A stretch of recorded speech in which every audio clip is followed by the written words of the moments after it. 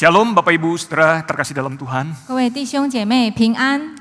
Mari kita bersama membuka firman Tuhan di dalam Markus pasal yang ke-10 ayat 35 sampai ayat yang ke-45. 我们打开我们的圣经，来自于马可福音10章35节到45节。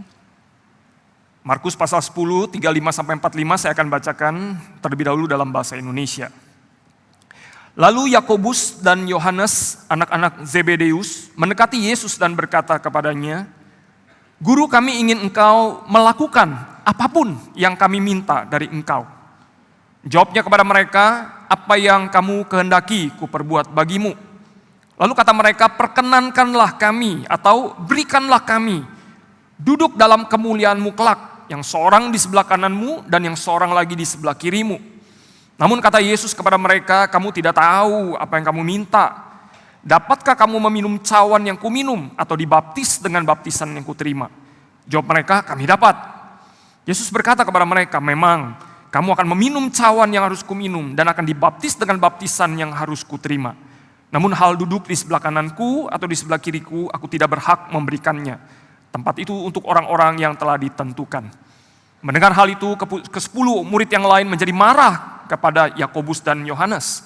Lalu Yesus memanggil mereka dan berkata, "Kamu tahu bahwa mereka yang dianggap sebagai pemerintah bangsa-bangsa bertindak sebagai tuan atas rakyatnya, dan para pembesarnya bertindak sewenang-wenang atas mereka. Tidaklah demikian di antara kamu. Siapa saja yang ingin menjadi besar di antara kamu, hendaklah ia menjadi pelayanmu. Dan siapa saja yang ingin menjadi yang pertama di antara kamu, hendaklah ia menjadi hamba untuk semuanya. Karena Anak Manusia juga datang bukan untuk dilayani, melainkan untuk melayani dan untuk memberikan nyawanya menjadi tebusan bagi banyak orang." 马可福音第10章35到45节，西庇太的儿子雅各、约翰进前来，对耶稣说：“父子，我们无论求你什么，愿你给我们做。”耶稣说：“要我给你们做什么？”他们说：“是我们在你的荣耀里，一个坐在你右边，一个坐在你左边。”耶稣说：“你们不知道所求的是什么。我所喝的杯你们能喝吗？我所受的洗你们能受吗？”他们说：“我们能。”耶稣说：“我所喝的杯你们也要喝，我所受的洗你们也要受。只是坐在我的左右，不是我可赐的，乃是为谁预备的，就赐给谁。”那10个门徒听见，就恼怒雅各、约翰。耶稣叫他们来，对他们说：“你们知道外邦人有尊为君王的，治理他们，有大臣朝权管束他们。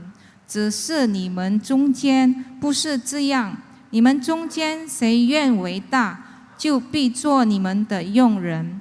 在你们中间谁愿为首，就必做众人的仆人。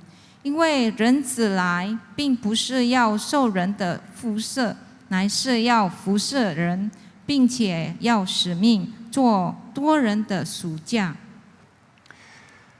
Jemaat terkasih, di dalam dunia kuliner, ya, 弟兄姐妹，在烹饪界里， mendapatkan bintang Michelin itu adalah sebuah kehormatan terbesar bagi sebuah restoran dan khususnya bagi koki yang masak di restoran itu. 获得米其林星级的饭店或者厨师是一个荣誉。 Di skala biasa bintang Michelin itu dari bintang 1 sampai bintang 3 ya kalau tidak salah ya. 这个星级是从1星到3星。 Bapak Ibu, ada banyak koki yang berprestasi yang mendapatkan bintang Michelin. 有很多厨师获得了这个米其林的星级， Tapi tidak ada pelayan berbintang Michelin. 可是就没有这个服务员有米其林的。 Pelayan itu penting di dalam sebuah restoran. 这个服务员在一个餐厅是非常重要的。 Apalagi kalau yang suka teriak, "Xie xie laopan," dari pintu masuk sampai waktu kita keluar lagi. 就尤其是那个从我们开始进入这个餐厅到我们出门的时候，他们一直会喊着谢谢老板。 Mereka bekerja keras, 他们很殷勤的工作， mereka melayani dengan baik, 他们服侍得很好， dan mereka pantas mendapatkan upah atas kerja keras mereka. 他们应当领这个酬应。 Namun pada akhirnya Bapak Ibu Saudara yang mendapatkan bintang Michelin itu adalah pujian kepada Sang Koki. 可是到最终获得这个米其林的星级的，就是厨师。 Kita adalah pelayan Tuhan. 我们是神的仆人， Tugas kita hanyalah menyajikan Injil dan pelayanan. 我们的工作就是我们的职责，就是把福音传开，也要服侍神。 Segala pujian, hormat, dan kemuliaan adalah milik Tuhan kita, Sang Koki yang agung itu. 我们一切的赞美、尊贵、荣耀都归给我们上帝那位荣耀的厨师。 Jadi ingatlah Bapak Ibu, tidak ada pelayan berbintang Michelin. 所以弟兄姐妹要记得，没有服务员有米其林星级的。 Bapak Ibu, dialog yang kita baca antara Yesus dan murid-muridnya itu menekankan pentingnya kerendahan hati dan pelayanan. 我们看到耶稣和门徒的对话中所讲的，就是这个重要性的是谦卑的心和服侍。 Tuhan Yesus menegaskan kepada kita bahwa pelayanan yang mau merendahkan diri adalah satu-satunya kebesaran yang diakui oleh Allah. 这个谦卑服侍的，就是唯一上帝看重的。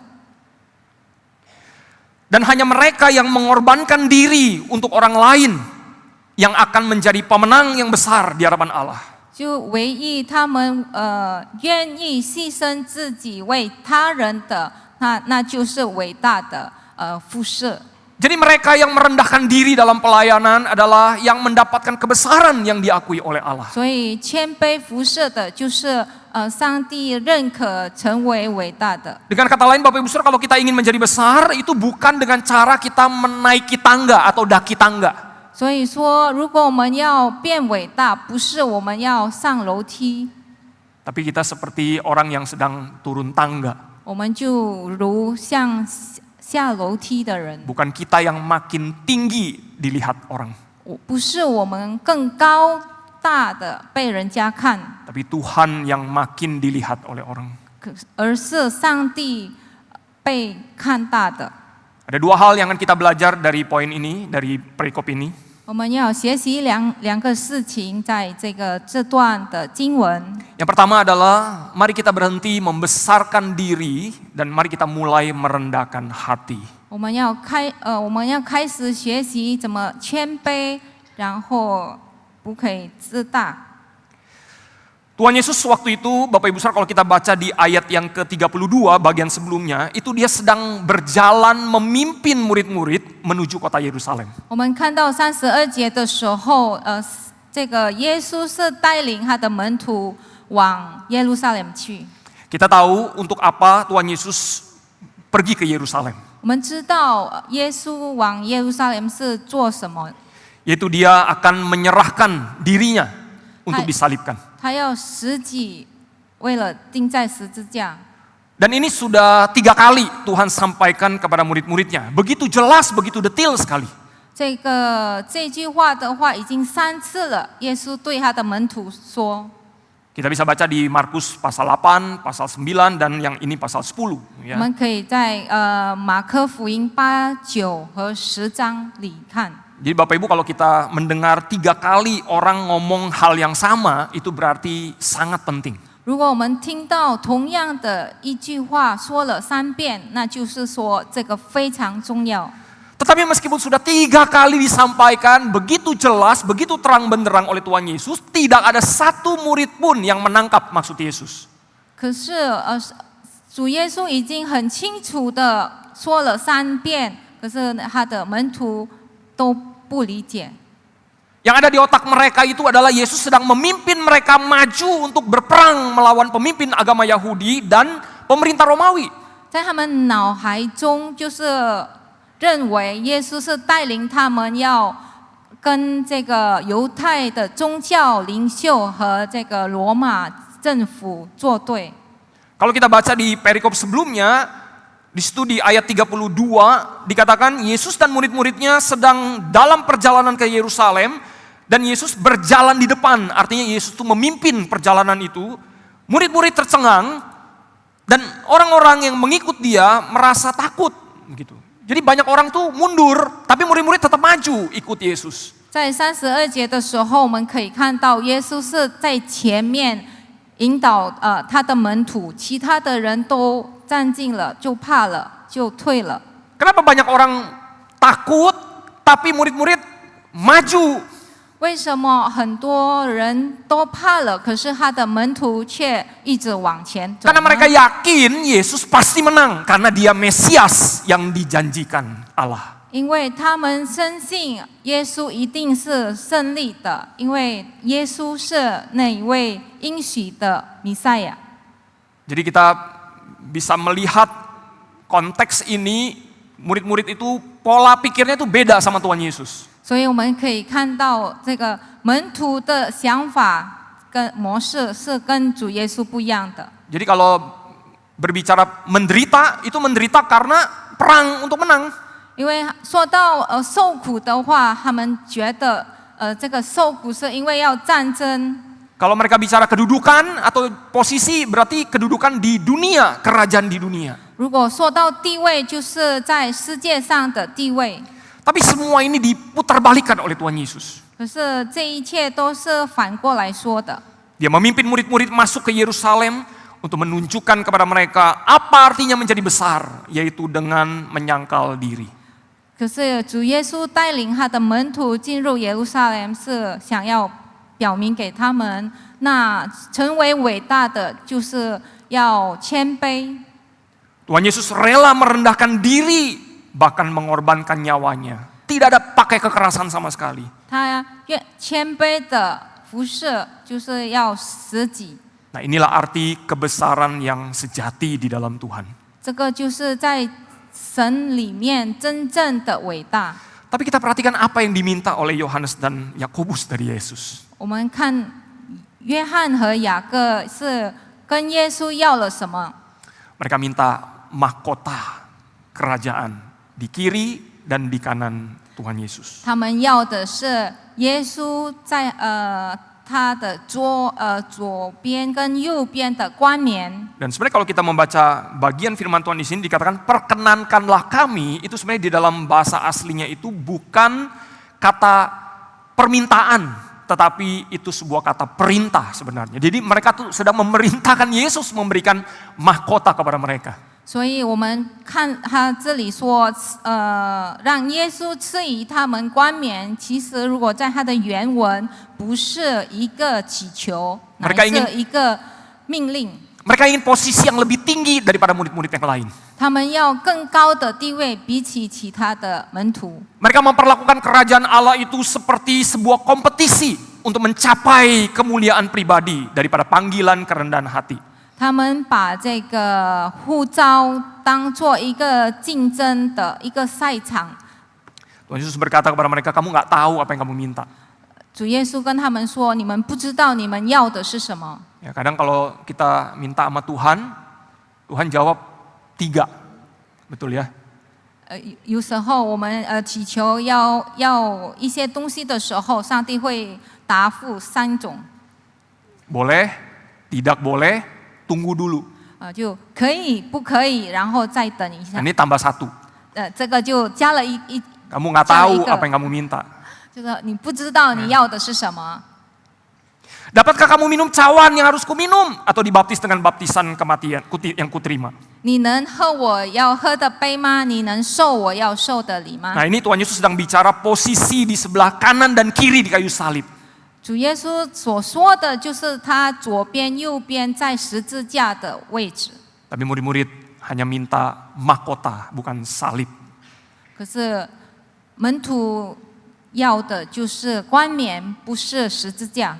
Dan ketika Tuhan bertanya seperti ini dengan sangat percaya diri, mereka berkata, Dunameta. Dunameta itu artinya, ya Tuhan, kami bisa, kami kuat. 当耶稣这么说的时候，门徒就是很自信的回答说：“我们能，我们能。” Jadi di dalam kata kami dapat yang mereka jawab itu sebenarnya ada unsur kami itu kuat. 是哦，他们说他们能的这个里面，就是说他们有强壮，可以。 Bapak Ibu, ada seorang pemuda setelah lulus sekolah teologi, dia akhirnya kembali melayani di gereja asalnya. 就是有一位青年人，他读完了这个神学院，他就回乡下，他的乡下的教会去服侍。 Ya, langsung lulus, langsung masuk gereja asalnya. 就是毕业后直接进入他的教会。 Hari Minggu itu, wah dia sangat semangat sekali karena itu dia akan menyampaikan khotbah pertama dia di gerejanya. 那个主日他非常的惊喜，因为他第一次要传讲神的福音。 Dia berjalan ke atas mimbar dengan begitu percaya diri. 他在往这个讲台是昂头挺胸的， Dia menegakkan kepalanya 就是很自信的， dan sedikit membusungkan dadanya. 就是很昂头挺胸， Wah, berjalan dengan penuh keyakinan. 就蛮自信的走。 Tapi waktu dia mulai khotbah, 当他开始讲道的时候， wah dia mulai kehilangan alur pikirannya di tengah-tengah khotbah begitu. 他中断了这个思路中断了， Padahal baru setengah khotbah, 就是还在中间， dia mulai panik. 他就开始慌了， Dia mulai melakukan hal yang paling aman. 他就开始做最委托的这个事情， Ya, cepat-cepat ke bagian paling akhir dari khotbahnya. 他就赶快结束他的讲道， Lalu dia berdoa tutup 然后他就结束祷告， dan dia turun berjalan dengan kepala yang tertunduk dari mimbar. 然后他就下讲台是以低头的下去， Kepercayaan diri dia sudah hilang. 他的信心就没了。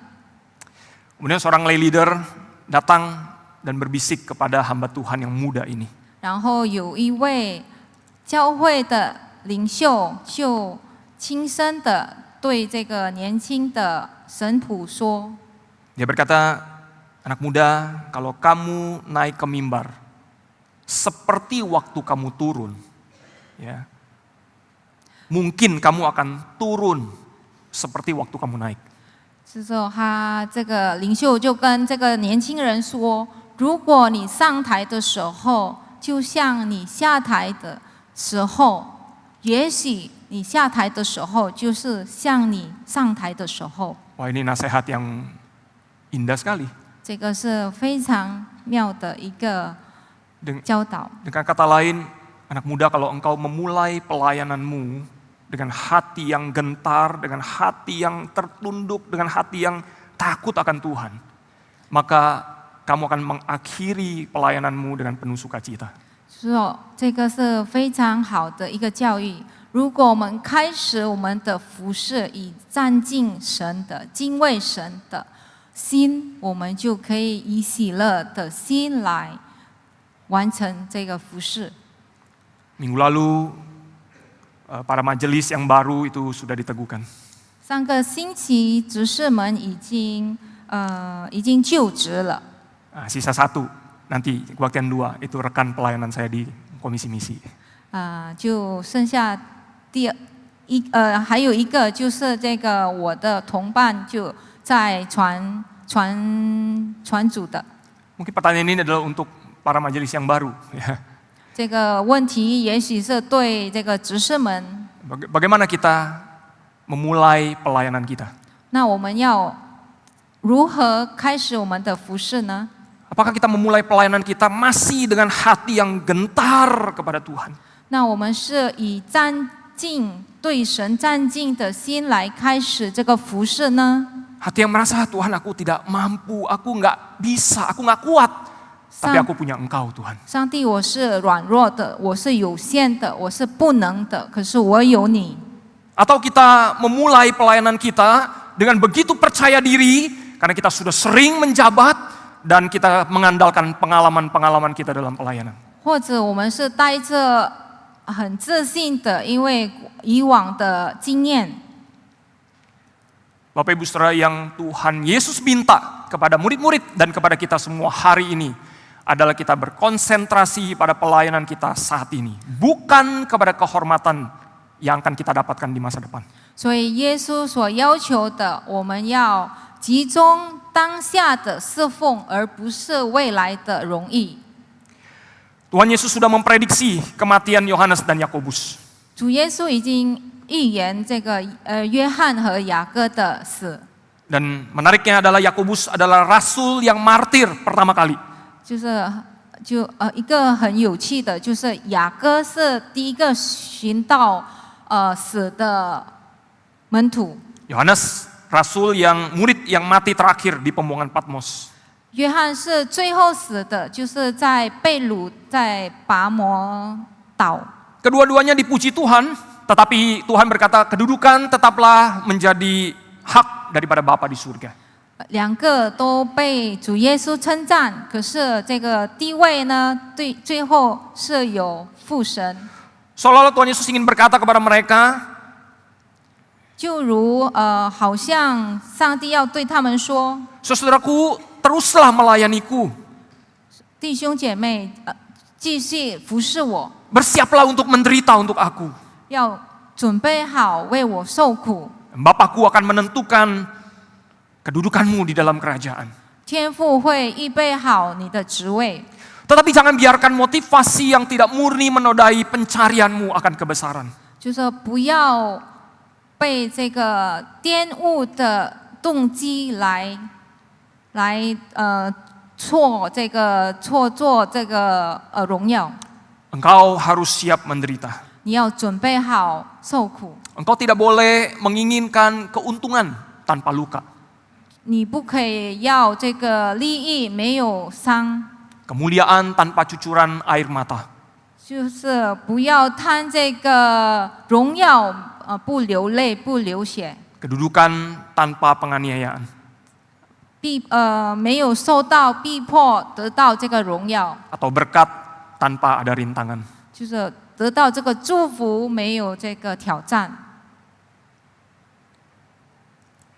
Bapak Ibu, ada seorang kaisar yang menyamar jadi rakyat biasa. 有一位皇帝，他扮成了平民， Semua pelayannya juga ikut menyamar jadi rakyat biasa. 他所有的仆人也是一样的，就扮成了平民。 Nah, di sebuah restoran, rombongan kaisar itu disuguhkan teh. 就是在一个餐厅，这个皇帝和他的仆人就被端上了这个茶。 Karena kaisar ini ingin betul-betul merasakan kehidupan rakyatnya. 因为这个皇帝要了解平民的生活， Dan tidak boleh ada yang tahu dia adalah kaisar. 然后不允许其他人都知道他是皇帝， Maka dia mulai ambil poci teh itu. 然后他就把这个茶壶， Dan dia mulai tuang ke cangkir dari prajurit-prajurit atau pelayan-pelayannya. 就开始斟茶到每个仆人的杯里。 Wah, pelayannya terkejut sekali karena kaisar yang melayani. 这个仆人就很震惊的，因为这个服侍他们的是皇帝。 Nah, biasa dalam keadaan normal, 那一般来说，正常的情况下， mereka itu harus menunjukkan rasa terima kasih itu dengan membungkuk kepada kaisar. Taman Tapi ya. nggak bisa. 他们要鞠躬来感谢， Karena kalau mereka bungkuk hari itu ketahuan ini kaisar begitu kan. 因为当时如果他们鞠躬的话，都会知道了，哎，这个是皇帝。 Jadi para pelayan itu sepakat. 所以这个仆人都是下决心了， Mereka berterima kasih kepada kaisar ketika menuangkan teh, mereka mengetuk dua jari mereka di meja. 他们为了表达谢意的话，他们皇帝斟茶的时候，他们就把两个指头轻敲在桌子上。 Nah, ini biasa kita lakukan ya. Kalau kita yamcha ya. 这 orang 个 tuang teh. 很普遍吧 cukup.？如果我们谢谢饮茶的时候，我们都会这样做。 Nah ini berarti 2 lutut ya yang sedang menyembah. 这个就表示2个膝盖正在跪拜， Artinya waduh saya nggak layak ya terima pelayanan kamu. 就是说，哎，我不配受到你的服侍。 Bapak Ibu Saudara Raja kita dari surga turun ke dalam dunia melayani kita. 我们的上帝君王从天上下到地上，下到人间来服侍我们。 Dia memberi contoh, memberi teladan kepada kita. 他给我们榜样。 Nah, seharusnya kita mengetukkan 2 jari kita seumur hidup kita kepada Dia. 那我们应该轻敲一辈子。 Dan kita mau berkata, Tuhan, saya tidak layak menerima pelayanan-Mu. 就说上帝啊，我是不配侍奉你。 Bapak Ibu Saudara, selama masih ada kesempatan kita hidup, mari kita melayani Tuhan.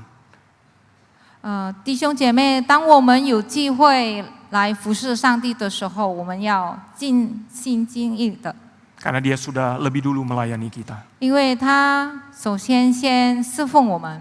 Itulah yang kedua yang akan kita renungkan, melayani seperti Tuhan Yesus. 第二，我们要思想的就是我们要效法耶稣来服侍。 Tuhan Yesus mengumpulkan murid-murid yang bertengkar karena mereka marah sama Yohanes dan Yakobus. 耶稣召集了他的门徒，因为他的门徒就对这个约翰和雅各发怒了。 Tuhan mengajarkan bahwa kerajaan Dia itu sistemnya beda sama cara dunia.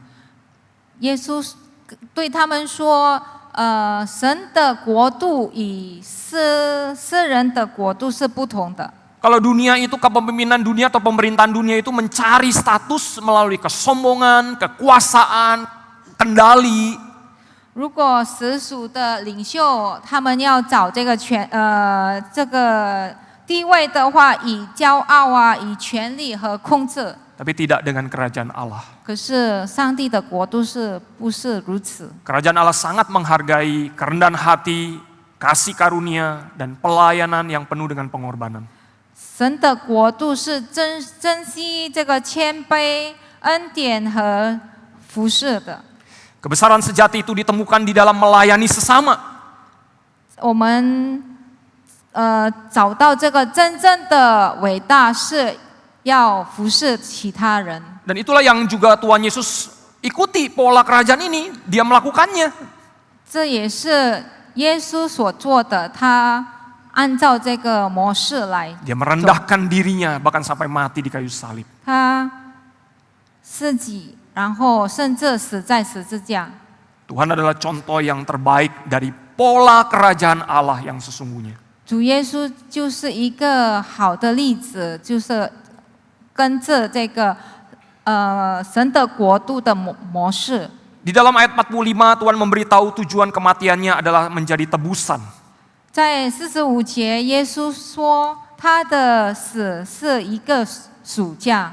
Tuhan memberikan hidupnya sebagai harga yang harus dibayar untuk membebaskan kita yang adalah budak dan tawanan dosa. 他给了他的生命是一个赎价，是一个代价来赎奴隶或者一个囚犯。 Tuhan Yesus mati menjadi pengganti kita di kayu salib. 主耶稣死代替了我们。 Kalau Tuhan Yesus adalah Allah yang bersedia melayani kita sedemikian rupa, betapa lebih lagi kita seharusnya melayani Dia, bukan? 如果身为神的耶稣那么愿意为我们死，那我们岂不是应该也是如此吗？ Bapak Ibu, melayani Tuhan itu gampang nggak? 弟兄姐妹，要侍奉上帝容易吗？ Mudah nggak? 容易吗？ Mudah nggak melayani Tuhan? 简单吗？ Mudah, gampang. 简单。 Yang sulit adalah ketika diperlakukan seperti pelayan. Justru- Itu yang sulit. 难的就是当我们被视为被成为仆人的待遇。 Bapak Ibu, kita sebagai hamba itu adalah jati diri kita gitu. 我们身为仆人是我们的本分。 Hamba itu mengalir di darah kita. 这个仆人是留在我们的血里面的， Ingat, pelayan tidak ada yang bintang Michelin. 所以我们要记得，服务员没有米其林星级的。 Kalau kita punya jabatan atau posisi atau pelayanan, itu tanggung jawab. 如果我们有职位，我们有权利，那个一切都是义务。 Nah ini bahaya kalau dibalik.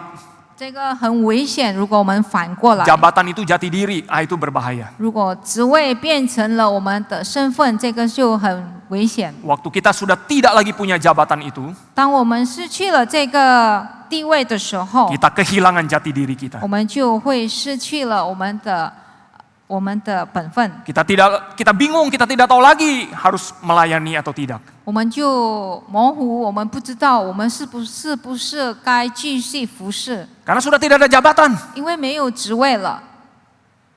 Tetapi kalau posisi itu atau jabatan itu adalah tanggung jawab kita, 可是如果这个职位是一个义务呢？ maka kita sudah melepaskan posisi itu, kita melepaskan tanggung jawab itu. Sudah selesai. 那我们就已经脱这个职位，我们已经结束了。 Tapi jati diri kita sebagai hamba itu belum selesai. 可是我们成为神的仆人还没结束。 Kita adalah hamba yang terus melayani Raja kita seumur hidup kita. 我们是神的仆人，一生要服侍上帝。 Sampai Tuhan memanggil kita, kita adalah hamba yang seharusnya melayani Tuhan. 我们必须要服侍上帝到我们的终日。 Saudara, bagaimana kita melayani seperti Tuhan Yesus? 那我们要如何效法耶稣服侍呢？ Jawabannya adalah mari kita lebih dulu melayani daripada orang lain.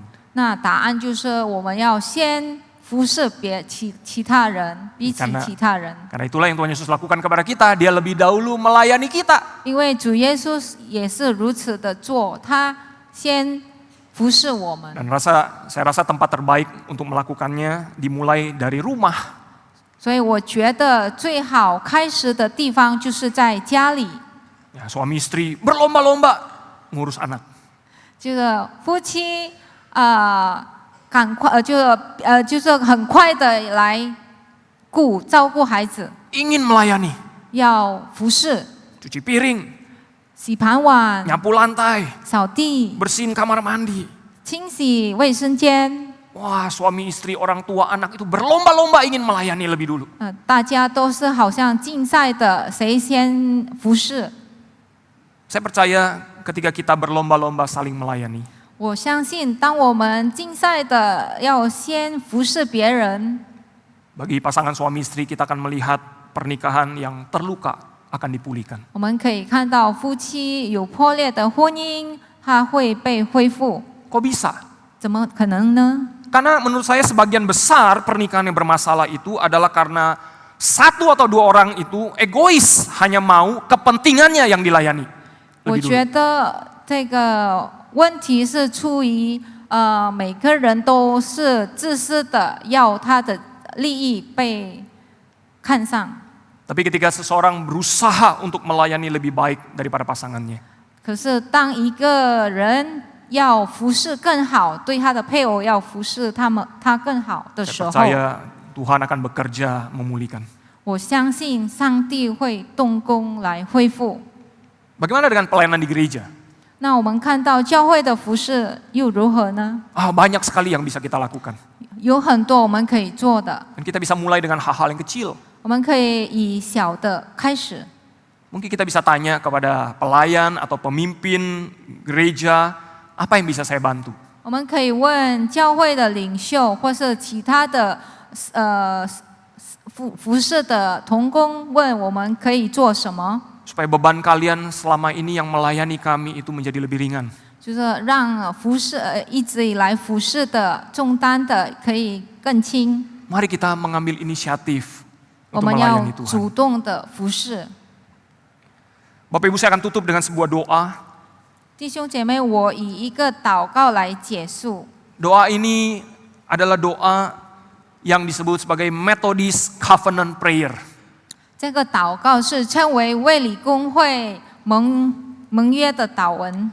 Doa ini diucapkan setiap awal tahun baru.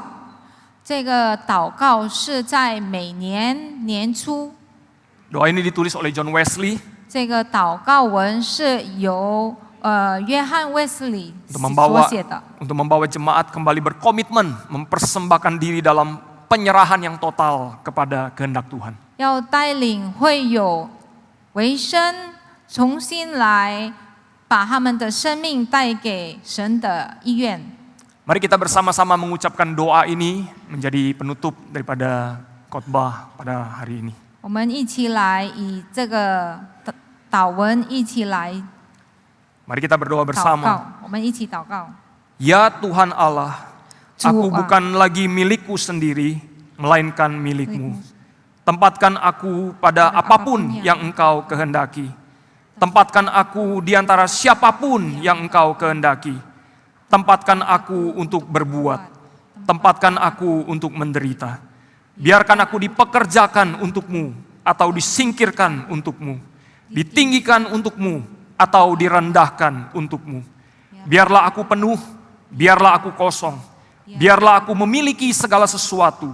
Biarlah aku tidak memiliki apapun. Aku dengan bebas dan sepenuh hati menyerahkan segala sesuatu kepada kehendak dan pengaturanmu. Amin. Tuhan memberkati kita semua.